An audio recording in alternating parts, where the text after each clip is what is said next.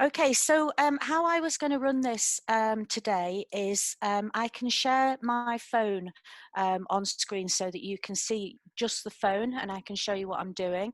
And I'll do that for the first part of the session, and then I'm going to move across to a PowerPoint to talk about light and composition and things like that. So the first thing I'm going to do is share this phone with you, which is my husband's iPhone 11. So I'm quite glad to have got my hands on one of those. Really nice. My own phone is a Huawei, which I absolutely love for the camera on it as well. So I'll be talking mainly about iPhones today, but I will, where I know the settings are different on other phones, I will try and reference those as well. But give me a thumbs up if you're an iPhone person. Okay, so just about half of you, and I can't see some people, so okay. Right, let me get on to sharing this phone for you. So in a second, you'll see my phone come up on here once I've logged in. If I can remember his password, that's always good, isn't it? Right, okay, so hopefully now you can see my phone, and I love doing this. It's a bit freaky, this, look at that. Photographing the phone, you know what I'm saying. It's one of those infinite things. So the first thing I'm going to talk about is how to focus accurately, because what we tend to do when we're taking a picture, we get very lazy, we get a bit snapshotty, and we just press the big white shutter button to take the picture. And that's not actually the best way to do it, especially if you're photographing things a little bit closer up, or people, etc. So I've got a rather daft, cute teddy on the table here that I'm going to use as my subject. And when I take a picture of this teddy bear, I tap on the screen on the most important part of the picture, so that is what's going to be sharp, okay, sharply in focus. So I'll tap on the screen there and then press the shutter button to take the picture. So that's the first bad habit that I'm aware of people having, is just not tapping the screen first. So make sure you do that. The next point is you can actually make the picture brighter or darker at this point, because the phone camera won't always get it right. It'll make the picture look too dark or too bright compared to what you like. So if you see when I tap on the screen there, a square showing where it's focused appears, but also a yellow sunshine symbol.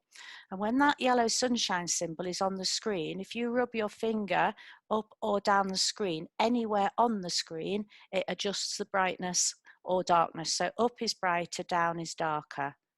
Okay, and I actually use that feature an awful lot when I'm taking pictures. I don't just let the camera guess what the exposure should be, because it will get it very wrong at times. Like if I was trying to take a picture of outside now, it looks very bright, so I could tap outside and make it darker.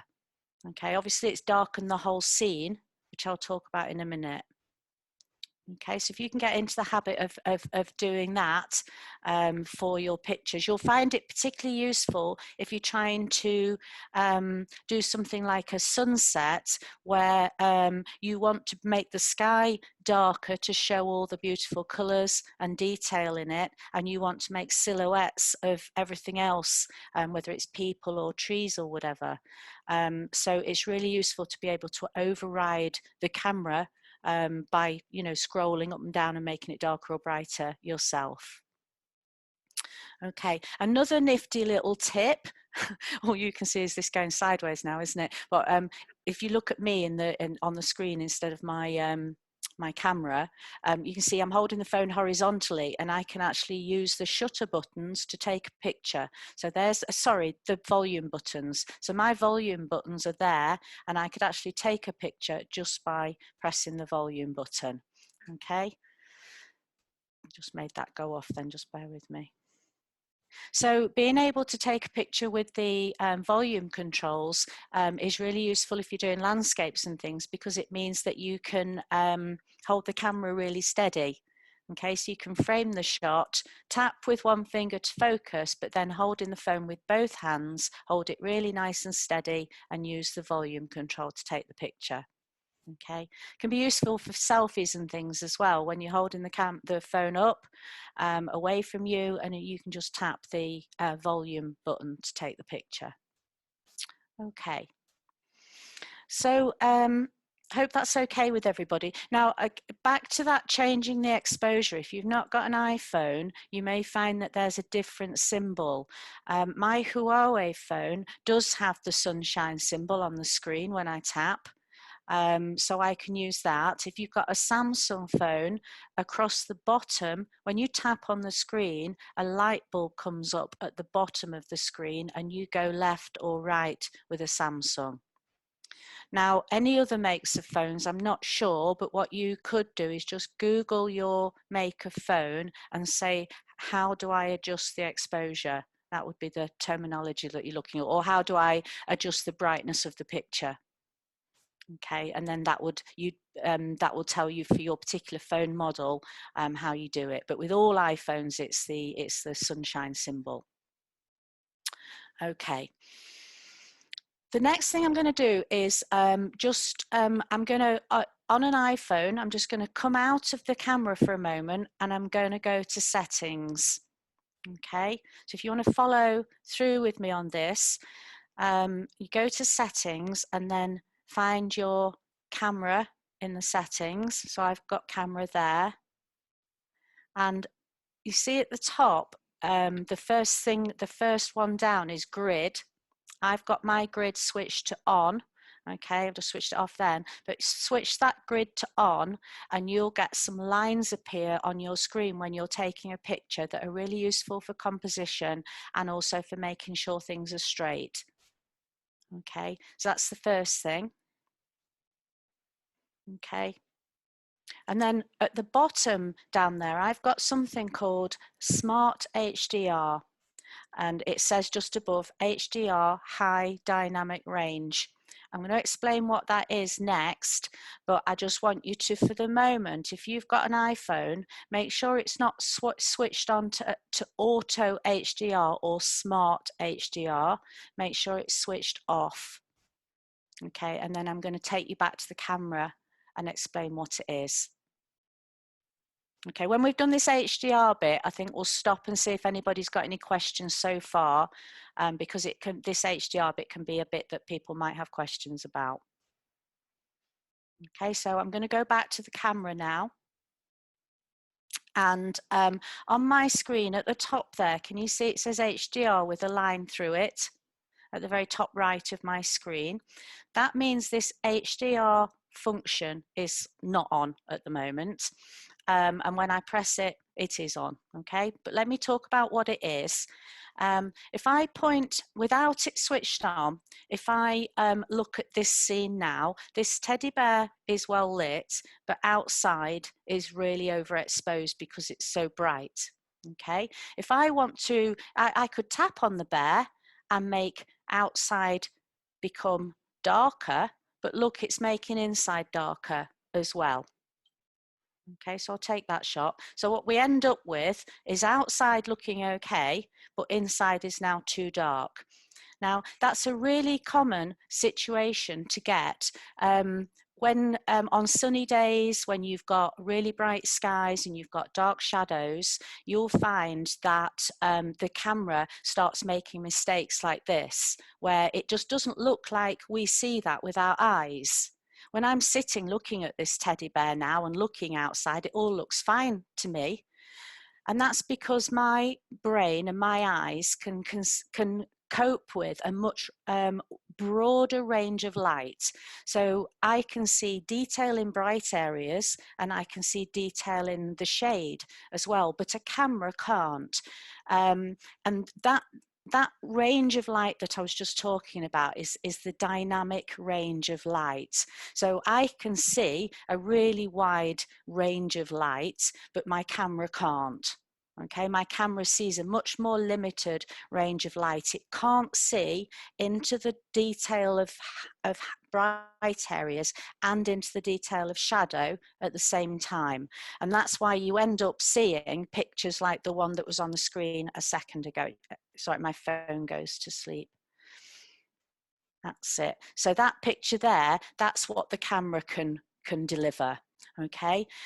But because of that, because the people that make these cameras know that that's not what we want to capture. We want to capture what we see with our eyes. That's why we've got the HDR button. So if I switch that on now and take a picture, okay, well, let me switch it off a second and take a picture where the foreground looks okay with the teddy bear, but outside looks too bright.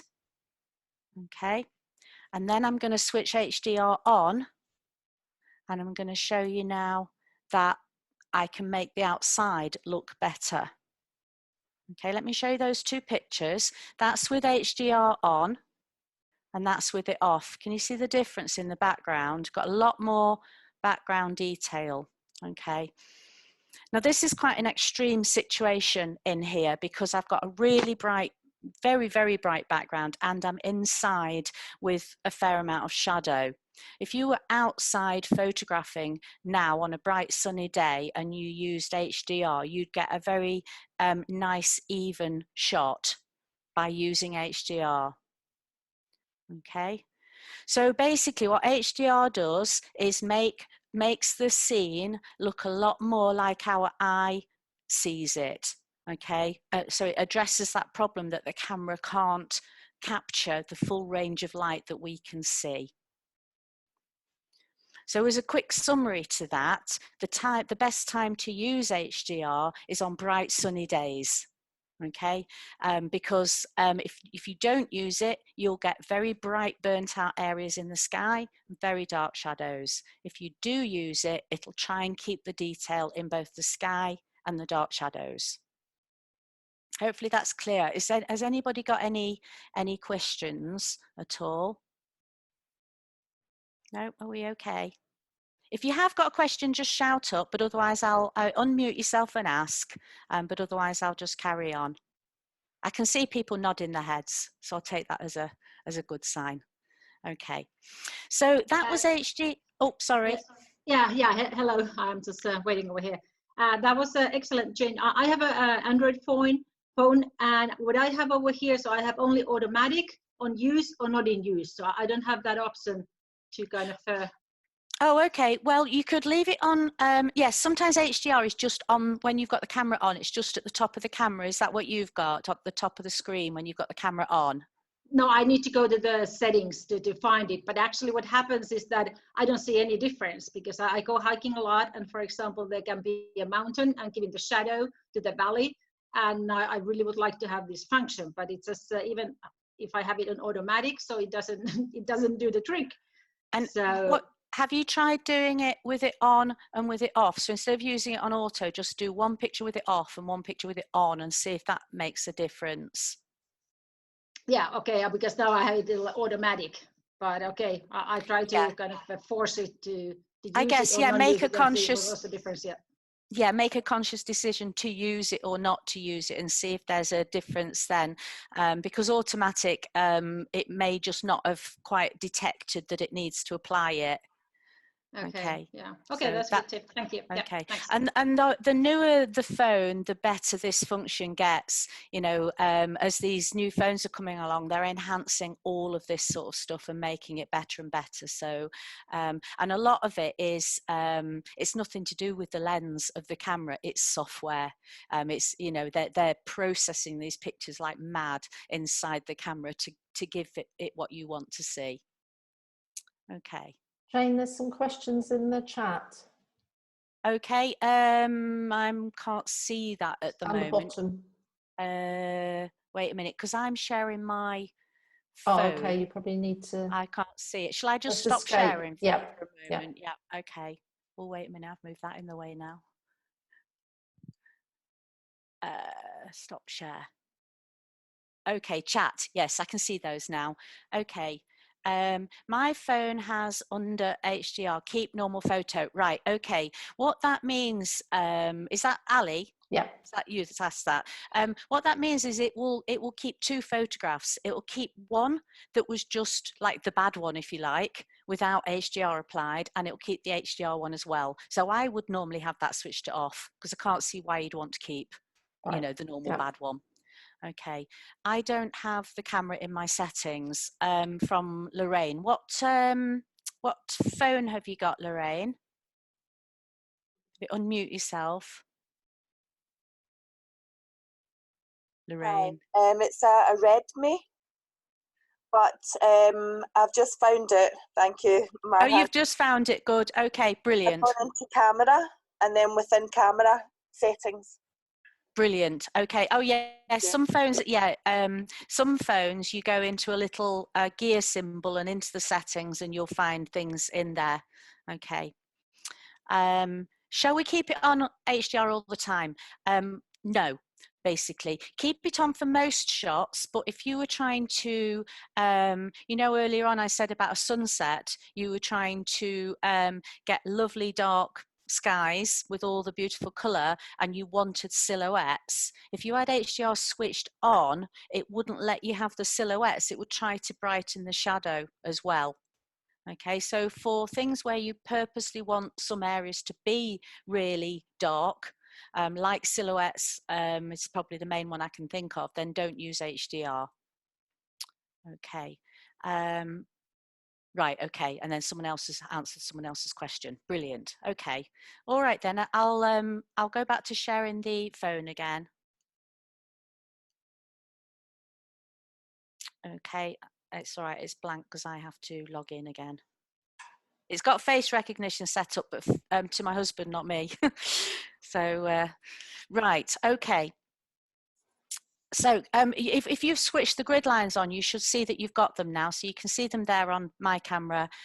Helps to make sure things like horizons are straight and vertical things are straight and things like that. So even if I wanted to just take a picture of my screen there, I could make sure that I've lined everything up straight. But it's also really important for composition, and I'll come to that in the next part of the presentation. But just while we're on looking at the phone still, we've been in photo mode so far. I'm now going to press onto portrait mode. Now, not all phones will have this. The more recent iPhones have got portrait mode. The Huawei has a portrait mode.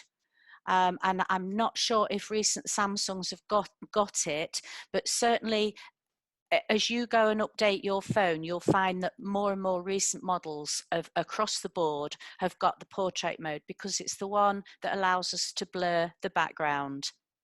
Okay, and the reason we want to blur the background is to give the picture a feeling of depth. So photographs can feel very flat, and we'll look at this more in the composition section, but if you can make the background blurred, it makes your subject stand out more and it makes the photograph feel more real and less flat. Okay, and it's also a very pretty, nice effect if you can blur the background, particularly with things like flowers, or if you've got a person standing in front of something very pretty that's then going to go all soft and blurred. Okay. So I'm in portrait mode now, and I'm going to point it at our Teddy, which is a boy called Jennifer. Don't ask, it's the kids. Something to do with the children, that one. They're teenagers now and deny anything to do with it, but it was them.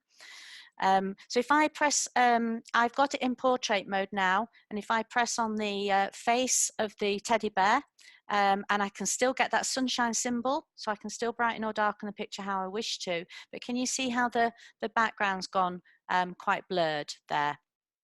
Okay, so we've now got a photograph of the teddy bear with a nice soft focus background. All right, now if you haven't got that feature, the only thing you could do is check in your settings whilst you're in camera mode. If you've not got an iPhone, check in your settings whether you've got anything that says portrait or soft focus or blurred background, and see if there's another way of doing it. And if you're really unsure, you could Google your camera make, your phone make again, and say, can I take pictures with a soft focus background? Okay. It's called depth of field. If you want the sort of the photography term, can I change the depth of field would be another way to look at that. Okay. So The other option that we've got here, can you see that we've got, it says natural light towards the bottom. If I touch that hexagon there, I can scroll through different types of light. So natural light is well, as it sounds, just normal natural daylight, and it looks really nice there. And then you've got studio light. I've really struggled to see the difference between those two myself. Contour light, which seems to just make it more sort of contrasty. Look, everything looks a little bit more sort of high contrast to me there. Then we've got stage light. Now this one's really interesting. Well, let me show you what happens with this one. So place subject within stage light, and it's gone yellow now. It's happy that I've moved the camera into the right place. And if I take that picture, let's see, on the finished picture, what it does is puts a black background behind your picture. Now it hasn't worked 100% well here because I've got a lot of light coming in from the window.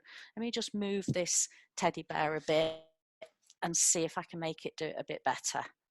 So stage light, keep going there. Okay, so you see how it was white before, now it's gone yellow, the ring. If I take that shot now, and when we look at our shot, it's trying to put a black background around it. This sometimes works really, really well. I've seen some cracking portraits of people where it's done it really well, and their face is properly lit and the background all around them is jet black.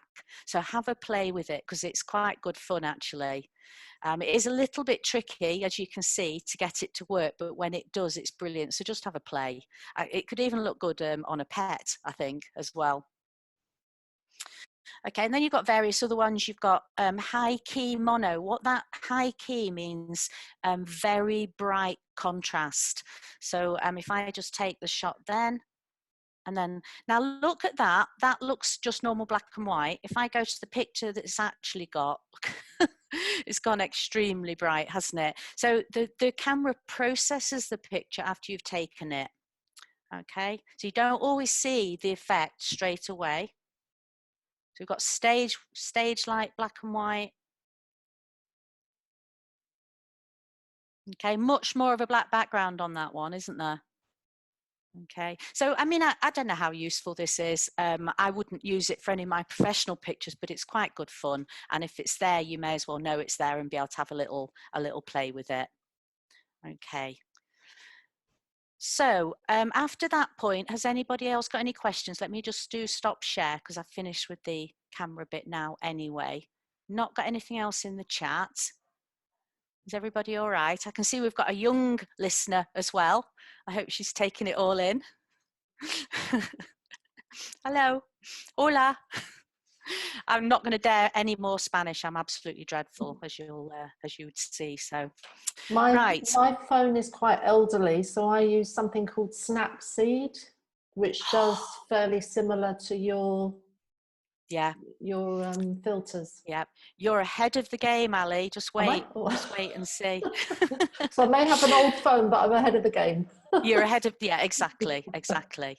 Okay, so what I'm going to do now is move on to the presentation where I'm going to talk about light and things. So they were the main phone settings. There are others, but we've not got time to cover everything. So I've covered the sort of the main basic ones for you. But what I'm going to do now is talk about light and composition and a bit about Snapseed.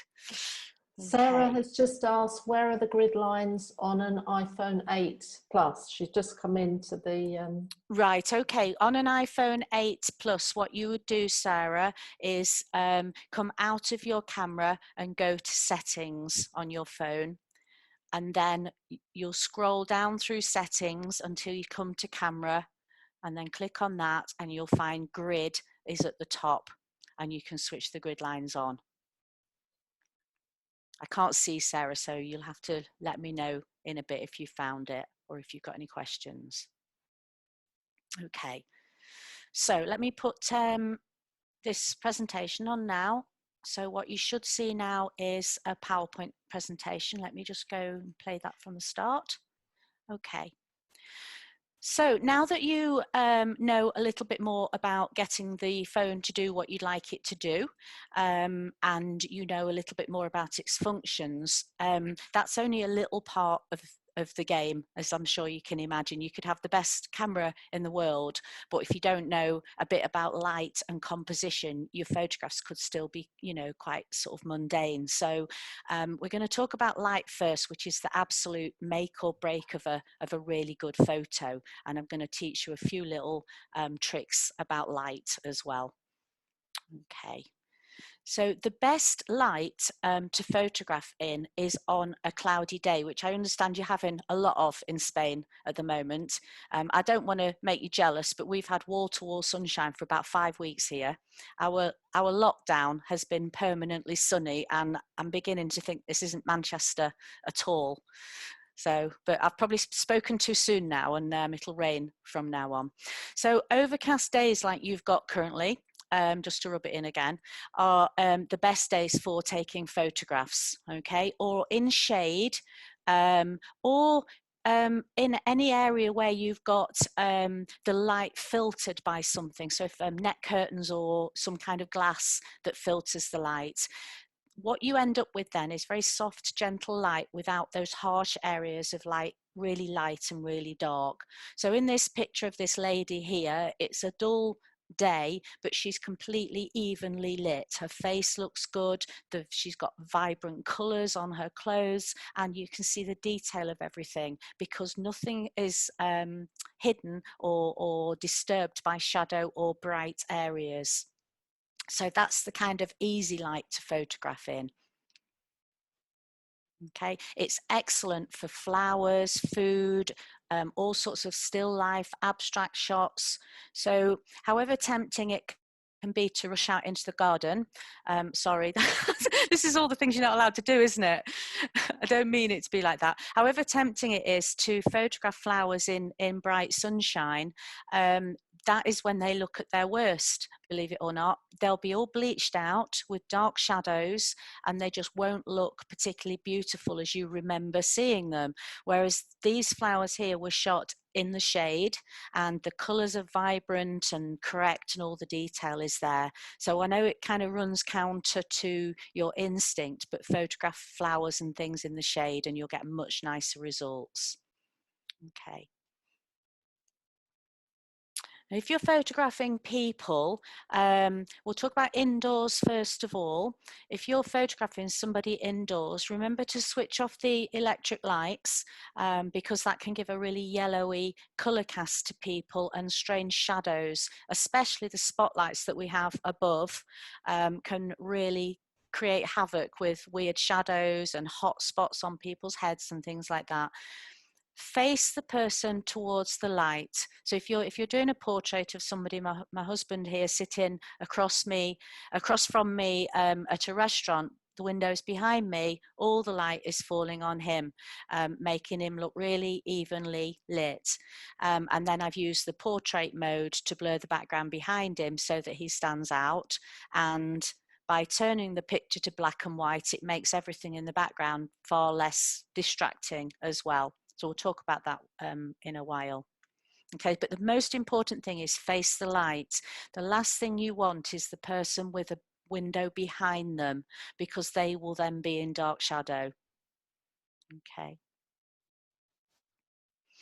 If you're photographing people outdoors, try and find some shade, because again, if you have them in bright sunlight, they will have shadows falling across them. So we've got these this father and two sons in a really nice pose here, with really evenly lit faces, although you can tell it's very sunny behind them. And using the portrait mode again has given that lovely soft focus background.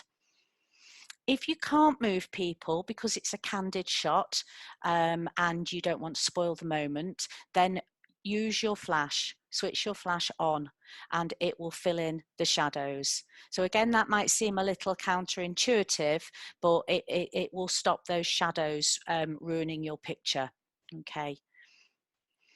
The other thing I'd say about this shot is posing people in this sort of triangular shape works really well to make quite a pleasing portrait. So make sure their heads are close together, because that really suggests intimacy as well. And that's why we like that triangle, because triangles pull things together and suggest a kind of a relationship between them.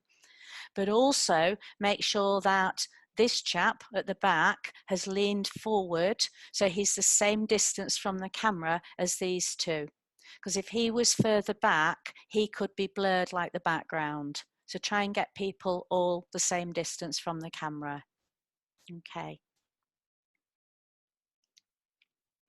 And then you can, we were talking about portrait mode and how lovely it can be to blur the background. So this lovely puppy here, that's with the background blurred, that's without it blurred. I mean, both look lovely because it's a nice background, but the puppy stands out so well against this one, and it's just really pretty. The way that that's gone all super, those lovely abstract patterns in the background and those circles of light.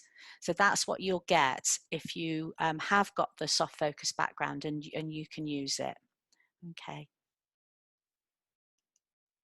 Selfies.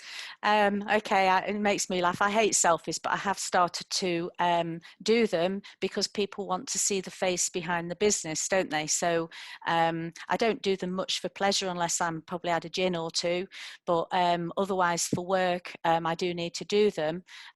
This is my daughter here who's 19, and at that age they are the queen of selfies.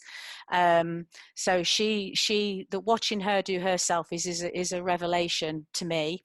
But again, turn off the electric lights and face the best light, face the window. If you're outside, just look, try and see where the light is falling and make sure that it's going to be falling nicely on your face, but in the shade. Okay. Holding the phone up slightly higher than you is more flattering.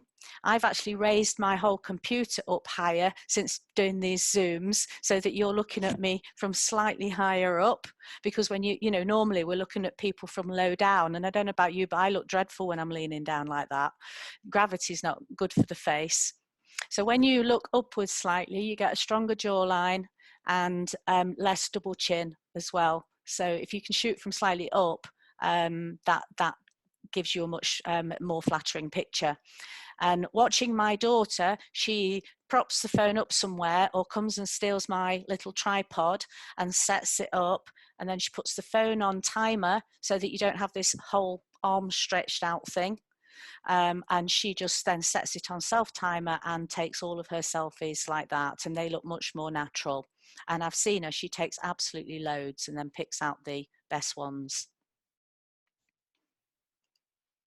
Okay, sometimes it's not just a selfie that you need. You actually need something a bit better for, you know, for business reasons or whatever, your LinkedIn shot or something.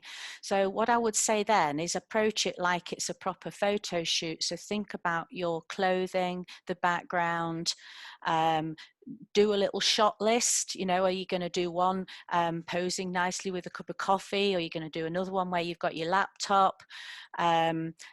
Set up in good light, do your hair, do your makeup, and you can buy ring lights that clip onto the top of the phone. It's like a little circular light, or even a case for the iPhones that goes, it's got lights all the way around it so that when you're looking at the camera, you're bathed in lovely light.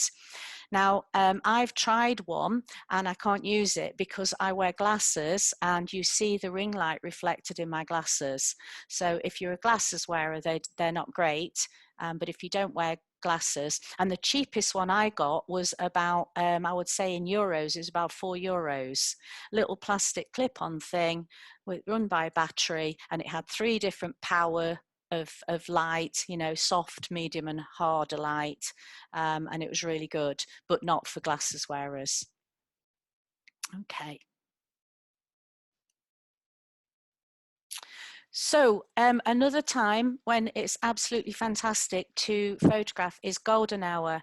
Now, golden hour is twice a day, and it's for about an hour after sunrise and about an hour before sunset. And actually, at this time of year, it's longer and will get progressively longer. So it's more like an hour and a half. And on my Android phone, I've got an app called the Golden Hour app. And I can just click on that, and it tells me that today, here where I am in Cheshire, that golden hour is 8:15 this evening until 9 o'clock.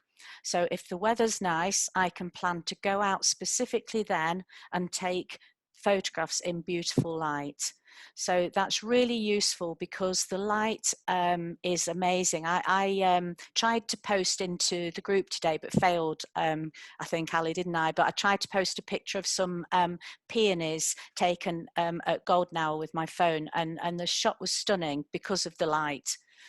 So the reason the light is so lovely is because it's warm and golden and soft. It's not got that harsh white quality that you get in the daytime. So it's beautiful for portraits, flowers, landscapes, really, really lovely. And because it's low light coming in across, it reveals all the sort of lovely textures in your shot as well. So if you've got rocks or you've got ploughed fields or whatever, it'll look absolutely gorgeous. So, I mean, look at that golden light falling on that little girl. I mean, that's completely straight out of camera, not edited or anything.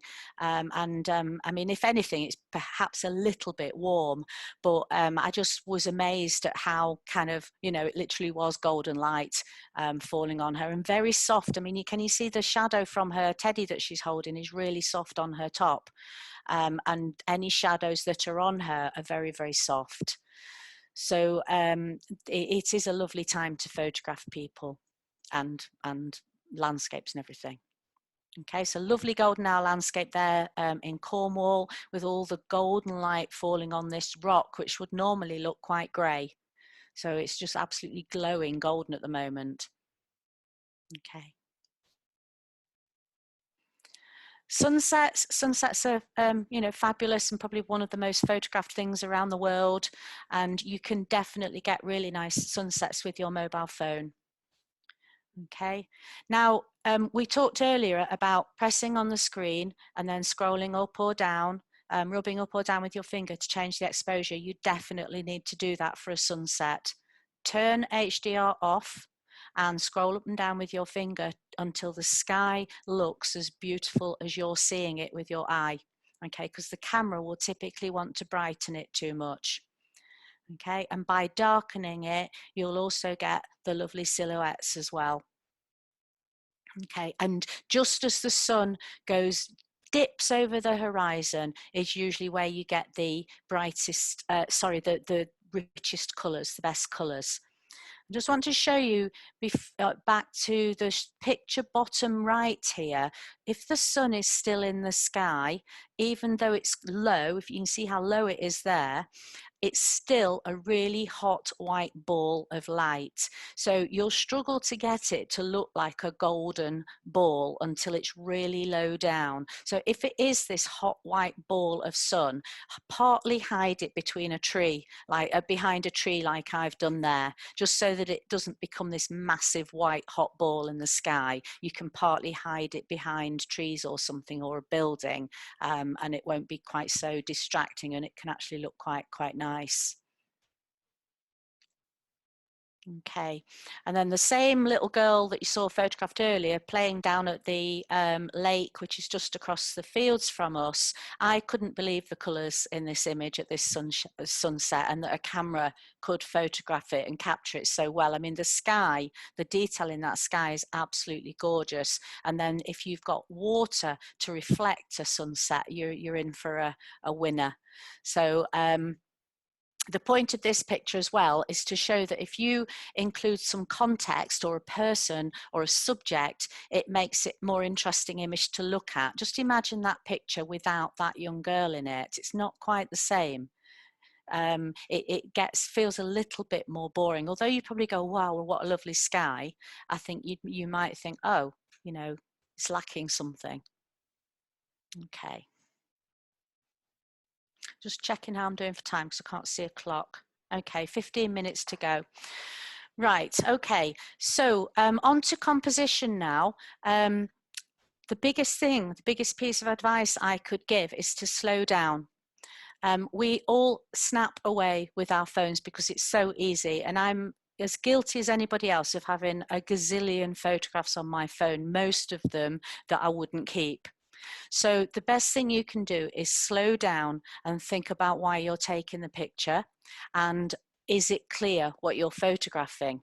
So we'll look at that a little bit more in a moment, but also make sure that there's a clear focal point. What is the main subject in your picture, and will the person looking at it find it straight away? Will they know what you were photographing? So in this image, I was photographing that stack of rocks. The whole landscape was beautiful, but I made sure that I included that stack of rocks as the first thing that people would look at. And then the other thing that makes it work generally is it's got an interesting foreground, interesting middle ground, interesting background. Okay, if you can tick all those boxes, your landscape pictures will feel much stronger.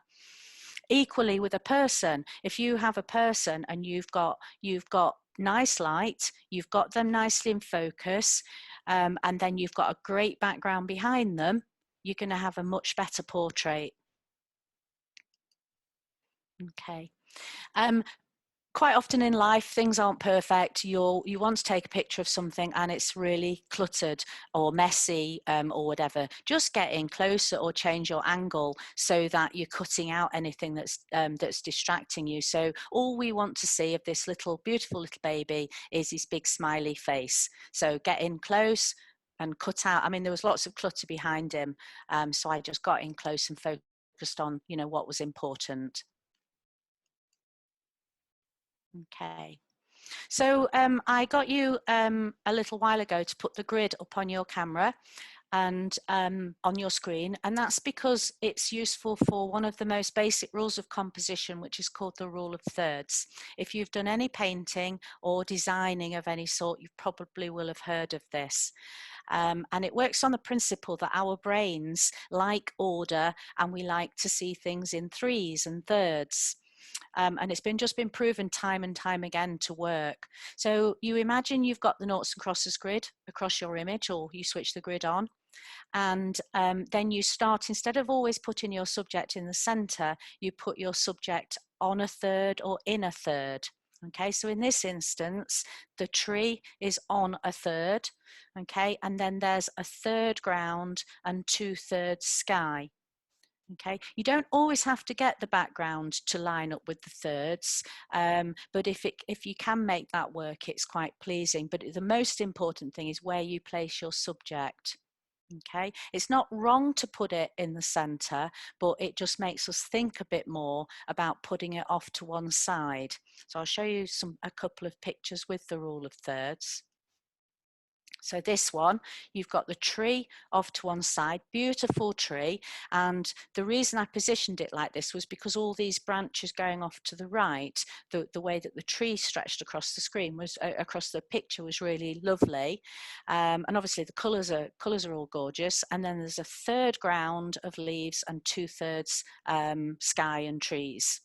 Okay, so just very simple, but quite effective. And then back to that same picture again, we've got 2/3 lake, a third sky, and we've got this young girl on a third in this image. And by putting her down there on that third, it's sort of, if she was in the middle, and I'd zoomed in on her, you wouldn't really see the context and everything else around her. But by having her off to one side, you sort of start to see more context in the picture, and you almost start imagining that she's going to move from left to right. She's going to paddle, across that way. It just feels more like a story rather than a quick snapshot of something. Okay. So like I said, putting things in the center isn't necessarily wrong.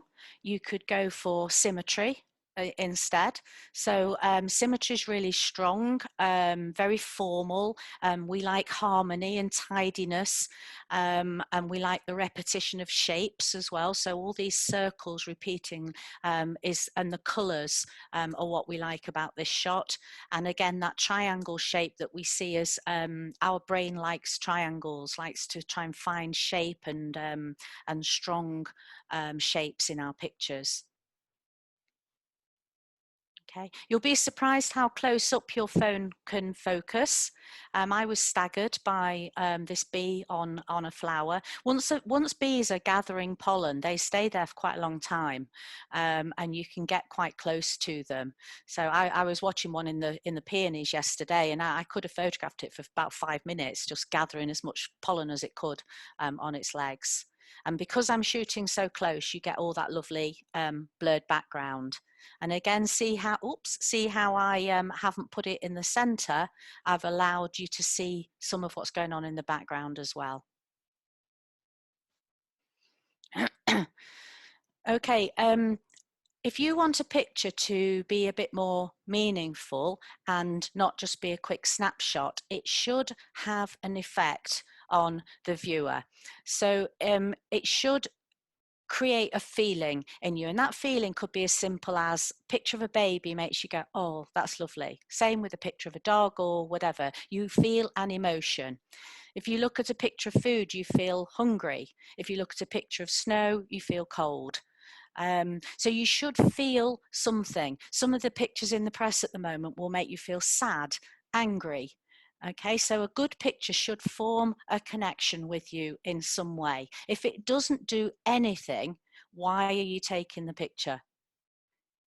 So sometimes just like a record shot to say I was here, but that's never going to be a very meaningful shot to you. Okay, or it might pique your interest, make you curious, make you want to know more. It might give you information, or it might make you ask questions. So this picture here, this is Manchester, Sunday morning after somebody's night out. And that was either a very good drunken night out for somebody, or it could suggest, you know, not so good ending. Why has somebody left their shoes and possibly a garment that we won't go into by the side of the road? You know, so if you can have a picture that starts to beg questions as well, it makes it more powerful. Okay, so, you know, make your picture tell a simple story. Don't just take a picture of a sunset. This very simple picture suggests two people celebrating, feeling happy, watching a sunset. Okay, just by positioning it like it is. You can't do that with every picture, but at least if your picture has an effect, an emotional effect or a connection with people. Okay, I love this saying, don't just show people what you saw, make them feel what you felt. I think that's fantastic. If you felt pure joy looking at something, how do you communicate that in the picture that you take? Okay, not easy, but if you felt pure joy looking at a young baby, get close to that baby so that it feels intimate, and work on getting that shot where the baby's eyes feel like the soul, and they're beautiful, and you'll start to form a connection with people. But you can see how it all just comes to slowing down a bit more and thinking about what you're doing. So I don't think you're left in any doubt with this shot that this person is having a moment, and a really lovely moment, of watching it. I know it's the sunrise, but it could be the sunset. Watching the sun rise in complete peace and quiet, and feeling completely relaxed and at one with the world. I mean, that's my interpretation of it. Okay. So this is where Ali earns her brownie points, because she mentioned Snapseed. So editing is really, really important as far as I'm concerned. It's like the first step is see the picture, second step is capture the picture, third step is enhance the picture with your editing. Okay, so I think if you don't edit a picture, it's like going to the hairdressers, having your hair cut and washed and leaving. Okay, you don't have it blow dried, you don't have it finished off. Okay, so editing isn't cheating, it's enhancing and getting the most out of your picture. You get as much right in camera as you can, but then you enhance what you've got. Okay. So Snapseed, there you go. Snapseed is the my favorite editing app. It's fantastic, it's free, completely free with no adverts or anything in it, and it's really quite powerful. So in this presentation, there's a link to it on YouTube. I'm not sure that that will come through to you. Obviously, you're just going to see this recording. I think I might have to post the link separately. This is a tutorial that I've made on the basics of using Snapseed. Okay. But it's a fantastic app made by Google, I might have just said that, and really good for editing. Obviously, I'm not going to show you how to use it now, but take a look at it. Okay, how am I doing for time? Just about right. That was good. Okay, so what you've seen today is just a small part of the full online photography course that that I'm launching this week. And as a special offer for you ladies, I'd like to offer you 25% off, which will mean it's £30 instead of 40. And you've seen a little fraction of what there is in the workshop. So much more about light, much more of the settings in your camera, and then the final section on editing is also about how to print your pictures, how to post them on Facebook and social media without losing any of the quality, all sorts of things to do with them, what to do with your pictures once you've taken them.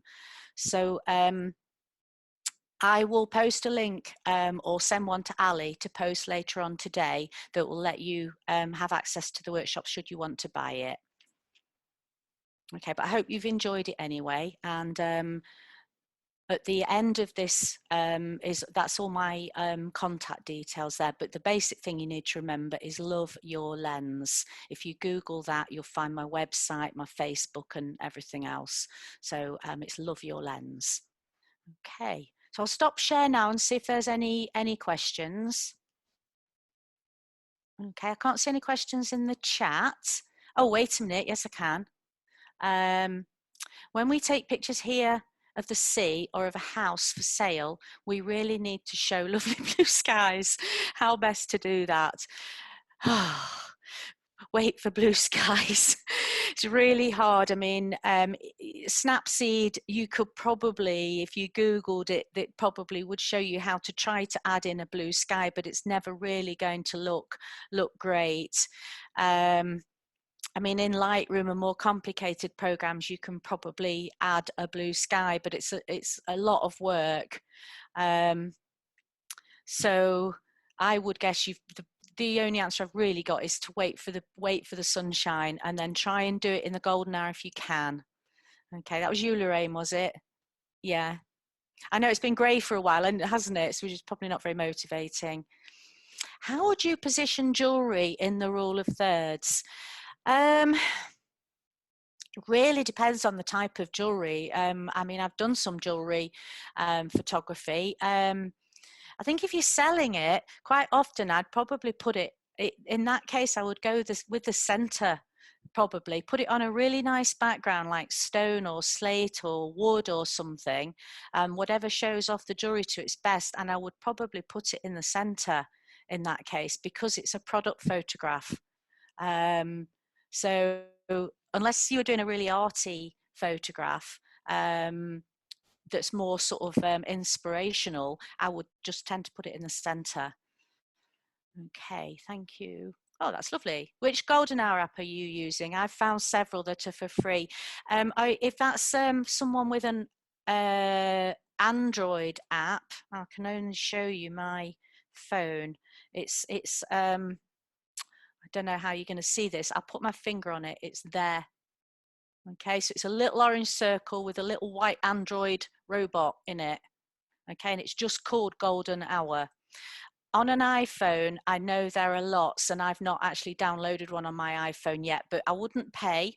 So I just take a quick look and make sure it does tell you when the golden hour is and download it for free. You shouldn't have to pay for it. Okay, I don't have brightness select on my Samsung okay. On Samsung, if it's what I'm thinking of, you press on the screen and you get a light bulb come up at the bottom, a light bulb symbol, and you go horizontally left to right on the line. And that's how you change the exposure. Okay.